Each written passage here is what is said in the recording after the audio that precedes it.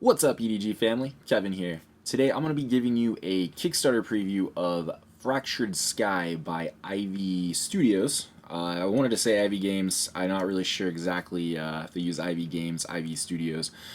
But nonetheless, Ivy Studios has done previous titles such as Moonrakers, Veiled Fate, and more recently Mythic Mischief. They do have Moonraker's Titan campaign, which is currently fulfilling the backer, so I'm hoping to have some coverage of that in the next couple weeks. But I'm going to go ahead and get to the Kickstarter page, and we can start talking about Fractured Sky.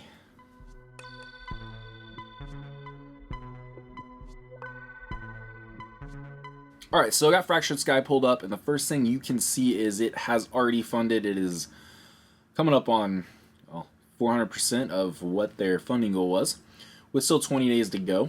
It is a very beautiful game. I'm going to go down to the... Well, what are we actually... on the comments section. Okay. Reload that up. Alright, so very, very bright, vivid art.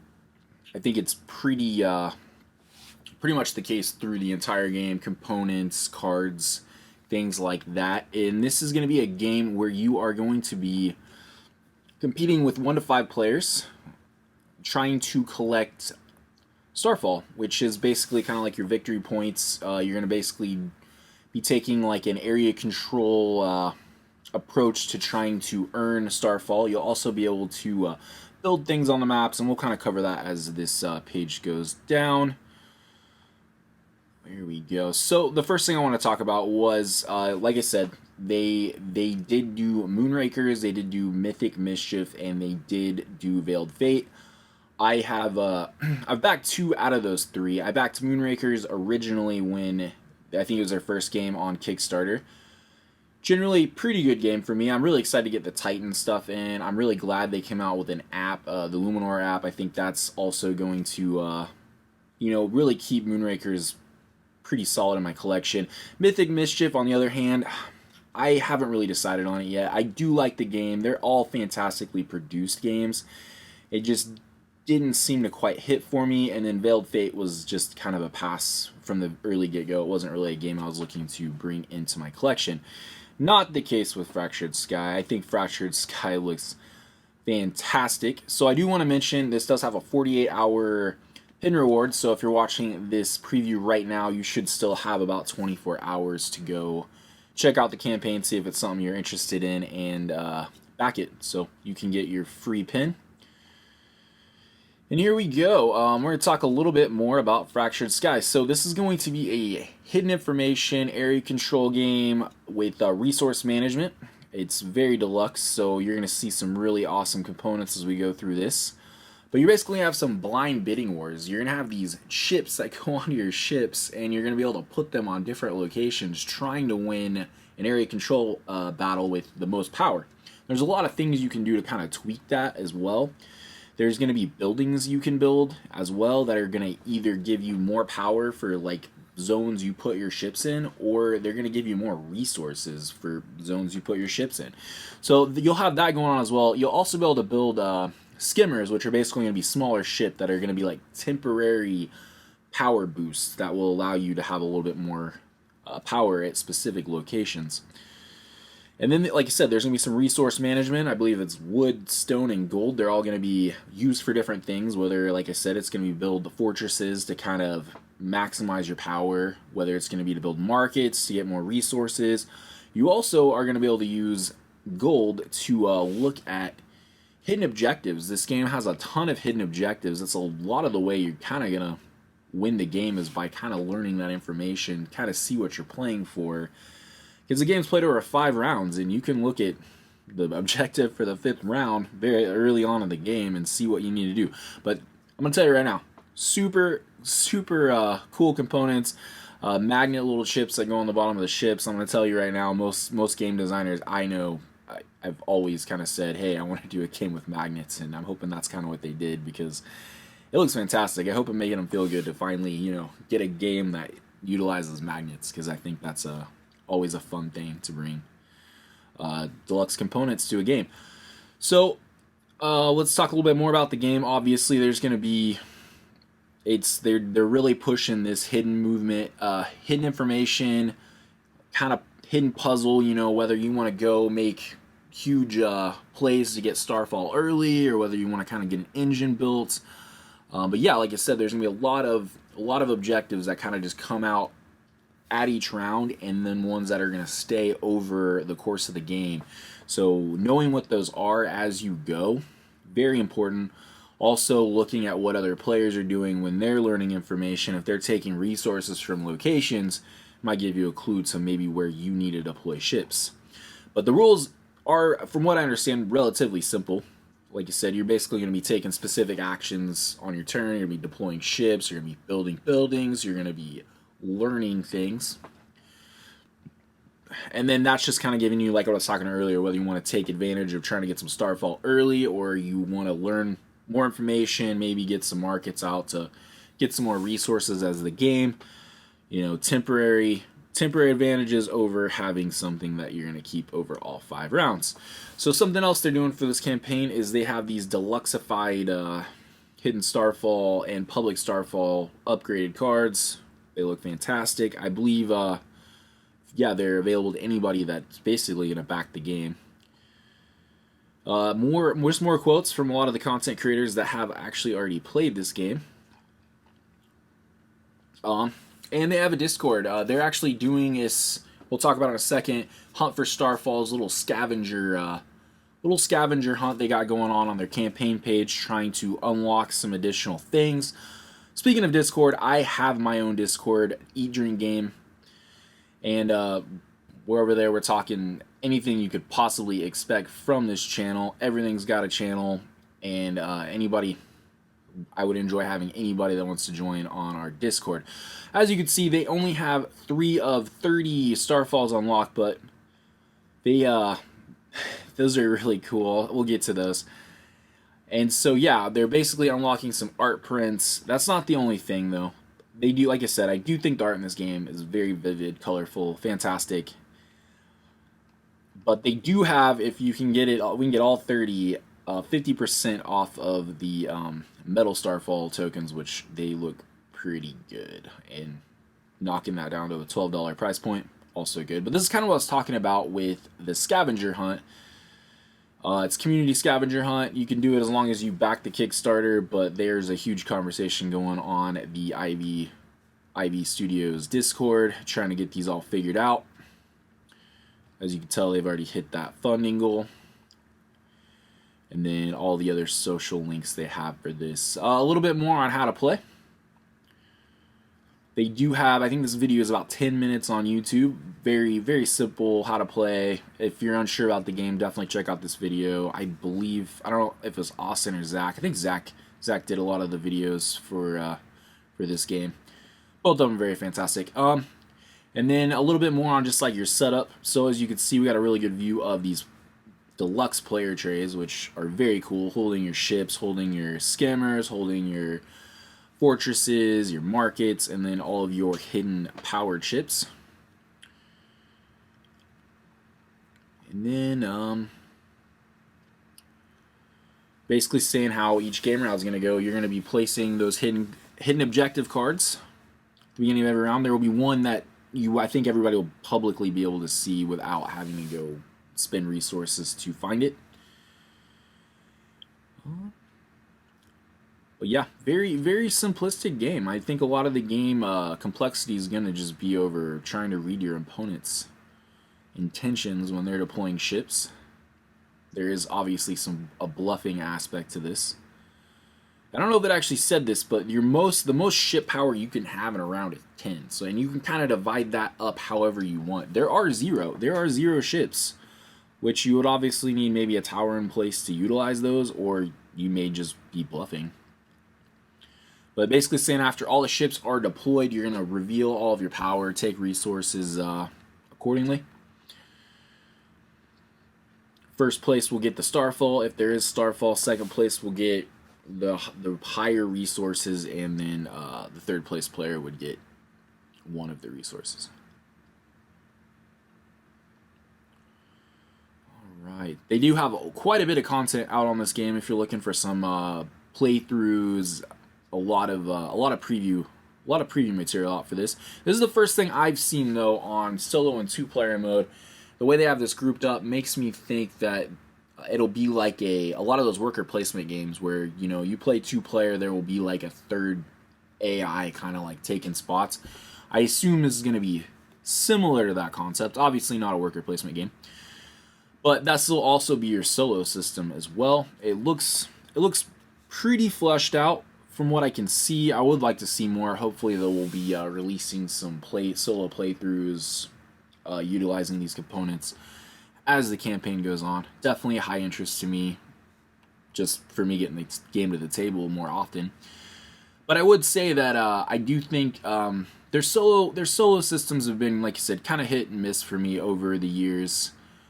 Moonrakers had a high score system, which was good. I did feel like I was generally playing a game of Moonrakers without the deduction. Mythic Mischief, I thought the card system was okay off the bat, but I feel like it kind of got stale on me the more I played it. So I'm hoping for the best on this one. Like I said, they do have exclusive 48-hour rewards. They're basically saying all these deluxe editions may not actually be available right off the get-go, at least on their store. I don't know how many they'd be allocating to conventions and stuff, but... And then they also have a super deluxe edition, which we'll get there. Basically, biggest thing with that is all of the miniatures, the ships and buildings will be painted. And then the free upgraded lenticular cards are Kickstarter exclusive, and that's pretty much it. So they are saying they're going to do flat rate shipping. I think they have shipping costs below, basically saying, you know, this is our fourth game. I think this is our 5th campaign, and I would vouch for them too. Even in Moonrakers in 2020, very, very good getting that to backers. Mythic Mischief, pretty much right on time. Titan, their fulfillment's been kind of slow, but they did start fulfilling about when they said they would. So I have no complaints with any time that they've ever gotten their projects out to backers. But here's what they're talking about with the deluxe edition contents: a UV spot board, 28 custom starfalls. So those are the ones that if you wanted the deluxe ones, they are metal. The screen printed magnetic tokens, a ton of ships, airships for each faction. I believe the molds are different for each one, as well as the colors. I do want to point this out. I think they point this out later in the preview, but each one of these boards is dual colored. I think that's fantastic. They could have easily just made them, you know, solid color to match your airships. But I'm going to tell you right now, top 2 definitely my favorite. If I had to pick out of the 2, I'd say this red and teal one. Just, it's bomb. It's bomb for me. But yeah, no, they all look really, really good. 5-player custom trays, that's what we're talking about right now. 36 objective cards, 20 starfall cards, this little unique card tray, and then obviously some really nice inserts for your sleeve cards if you want to sleeve them. I don't know if that's necessarily something that I would need to do with this game. I don't know if there's going to be a whole lot of shuffling, but only time will tell. Okay, so this is what we're all interested in. These are the pledge levels. They have a retail edition, which is going to be pretty much cardboard, smaller box. And then the deluxe edition, which we have seen the most of thus far in this preview. And then the super deluxe, which is what I was telling you, the biggest upgrade is going to be all of those miniatures are painted. There are a few other things, and we'll talk about that as we go through the pledge levels, but that is the biggest thing for me, is just all the miniatures already painted. So we will be talking about the retail edition real quick, and it's basically you're going to get the UV spot board. You're going to have a player screen instead of your player board. You're going to have all of your like your power tokens. We'll probably just have the ship on the back side of it, and you'll just place those at specific locations and then flip them at the end of the round. And yeah, just a little bunch of cardboard cards, but as you can tell, the price difference is pretty reasonable. If you don't want the miniatures, definitely a good discount on what could be a very good game.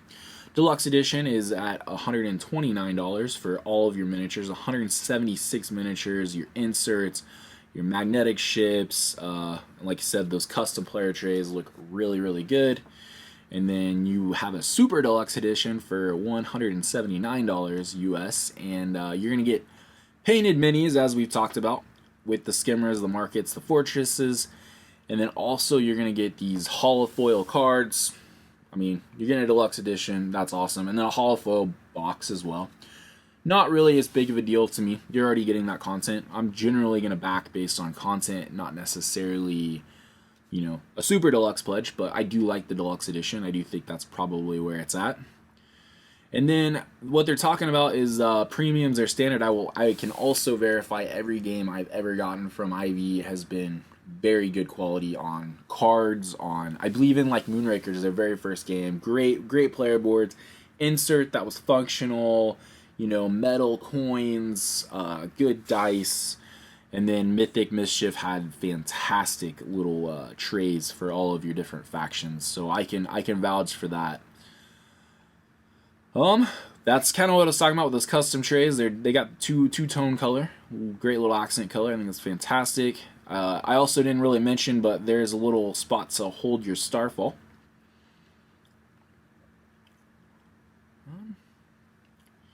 Little cover, so you know nobody could see what power you're picking up on your ships when you're deploying them.